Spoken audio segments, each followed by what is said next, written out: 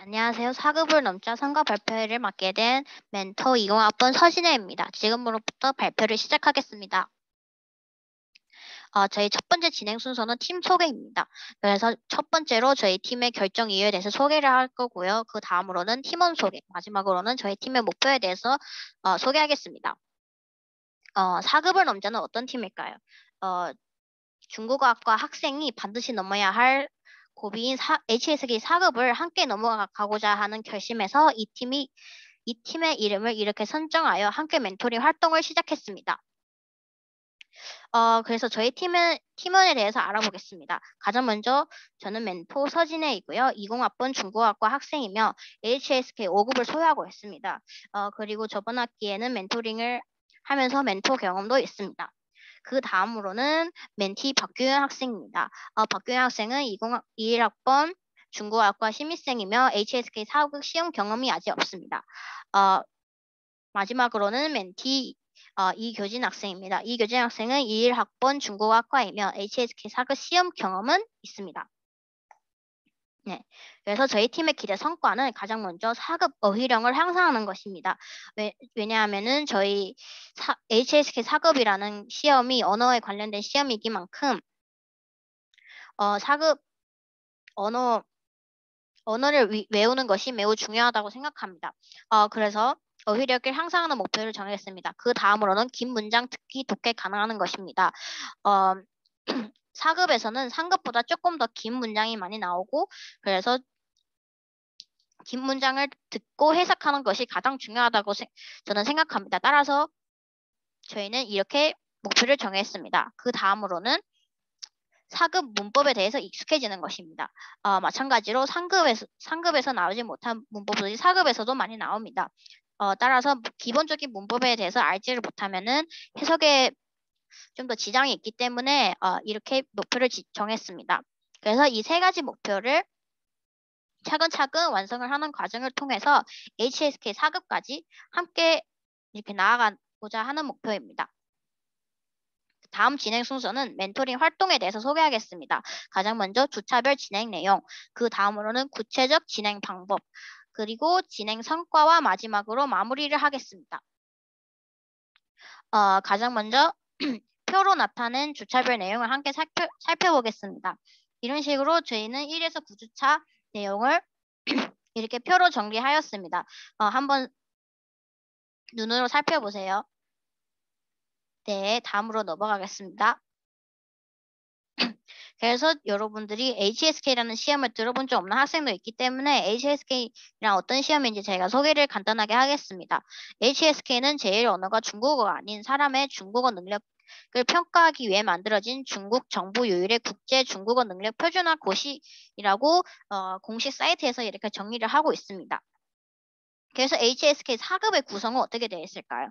가장 먼저 듣기, 그 다음으로는 독해, 마지막으로 쓰기로 이렇게 구성을 하고 있습니다. 이렇게 1부분, 2부분, 3부분 이렇게 안에서 또 파트로 나눠져 있습니다. 네. 그래서 위에 이렇게 4급 구성에 따라 저희는 구체적인 진행 방법을 함께 계획을 했습니다. 가장 먼저 단어 시험을 보는 것입니다. 말씀하다시피 언어에 관련된 시험만큼 단어는 가장 매우 중요한 기본적인 것이라고 생각합니다. 따라서 저희는 매주차마다 오답에 나오는 단어를 이렇게 표로 정리를 했고요. 그 다음으로는 이제 이 단어만 외우는 것으로 부족하다고 느껴서 추가적으로 네이버 중국어 사전에 있는 4급 단어까지 함께 외우게 되었습니다. 그래서 외우고 나서 다음 주차에는 반드시 저희는 단어 시험을 보고 멘티들의 그런 학습 성과에 대해서도 확인하고 있습니다. 그 다음으로는 듣기 연습입니다. 3급보다 4급의 듣기는 좀 많이 어려워져서 이렇게 문제만 푸는 것으로는 부족하기 때문에 이렇게 따로 연습을 또 하고 있습니다. 가장 먼저 모의고사에서 듣기 문제를 푸는 것이겠죠. 그 다음으로는 이렇게 교과서 자료를 활용하여 교과서에 있는 단문이나 또 다른 대화를 제가 읽고 듣는 연습을 하고 있습니다. 따라서 이렇게 연습을 하여서 이 내용의 키워드를 파악하고 요약할 수 있는 능력까지 키우게 됩니다. 그 다음으로는 긴 문장 독해 연습입니다. 4급에서는 3급보다 좀 더 긴 문장이 나오기 때문에 긴 문장을 독해를 하기 어려우면은 문제를 푸는데 지장이 있기 때문에 이렇게 가장 먼저 저희는 오답 위주로 풀고 있습니다. 학습적인 시간을 더욱 절약하기 위해서 그리고 좀 더 효과적인 학습을 위해서 오답을 위주로 하고 있습니다. 이런 식으로 사진에서 보시면은 이렇게 오답으로 필기를 하고 설명을 하고 있습니다. 그 다음으로는 긴 문장에서는 주때인 만큼 주요 성분을 찾는 것이 중요합니다. 그래서 주요 성분을 찾고 부서 성분을 찾아서 이렇게 해석을 정확하게 할 수 있는 연습을 하고 있습니다. 그 다음으로는 오장 문장을 본인이 다시 설명하는 것입니다. 그냥 제가 설명하는 것보다 자기 스스로 한 번 더 설명하고 이렇게 생각하는 과정이 통해서 긴 문장을 더욱 잘 독해를 하는 방법을 익숙해지는 것이 중요하다고 생각합니다. 네, 그 다음으로는 사급 관련 문법을 아는 것입니다. 그래서 오답에 나오는 문법을 정리를 하고요. 관련 문법 동영상 자료를 한번 봅니다.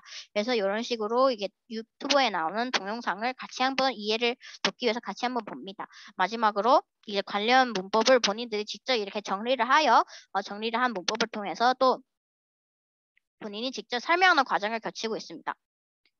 그 다음으로는 오답 문제를 푸는 것입니다. 오답 문제는 가장 먼저 오답 문제를 파악하고 그 다음으로는 오답을 정리하는 것입니다. 그리고 가장 중요한 과정 중에 오답 다시 설명하는 것입니다. 말씀하다시피 설명을 할 줄 아면은 이제 이 문제를 정확하게 알고 있는 것으로 확인할 수 있기 때문에 설명하는 과정도 넣었습니다. 그래서 멘토링 전후 성과에 대해서 비교를 하자면요. 가장 먼저 활동 전에 이 멘티 A가 활동 전에는 4급 단어 접해본 적이 없고요. 어휘 선택 문제에서는 2분의 1 이상을 틀렸습니다. 이제 활동 후에는 이제 뭐 9주차 총 단어 시험에서 거의 모든 단어를 맞췄고요. 그리고 어휘 문제 10문제 중 한 문제만 틀리는 성적이 나왔습니다.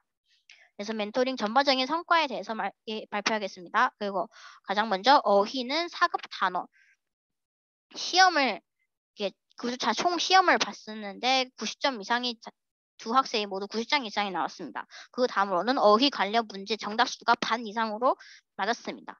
그리고 듣기와 독해인데요. 단문을 듣고 이제 핵심 요약할 수 있습니다. 그 다음으로는 4급 문제에서 함정이 많은데 그 함정에 빠지는 일도 줄었습니다. 그리고 긴 문장 주요 성분 정확하게 찾고 문장을 정확하게 독해를 할 수 있는 능력을 가지게 되었습니다. 그 다음은 오답입니다. 오답 필기를 하면서 오답 필기 방법에 대해서도 알 수 있게 되었고 오답 설명을 정확하게 할 수 있는 능력을 가지게 되었습니다. 그래서 마지막으로 아쉬운 점에서 쭉 대해서 얘기하겠습니다. 가장 먼저 저희는 카톡을 많이 활용하지 못했습니다. 카톡으로 그저 과제 제출에 대해서만 활용했지 조금 더 카톡으로 질의응답 같은 거나 좀 했으면은 좀 더 좋았을 것 같았습니다. 그 다음으로는 멘티와 직접적인 소통을 못한 것입니다. 멘티들이와 그저 학술적인 얘기만 나누고 조금 더 감정적인 소통을 하지 못해서 조금 아쉬웠습니다. 그 다음으로는 보상을 많이 주지 못했는 것입니다. 제가 제가 많은 요구에 따라서 멘티들이 많이 활동을 하고 있지만 제가 보상을 많이 못 주어서 조금 많이 아쉬웠습니다. 네, 지금까지 들어주셔서 감사합니다.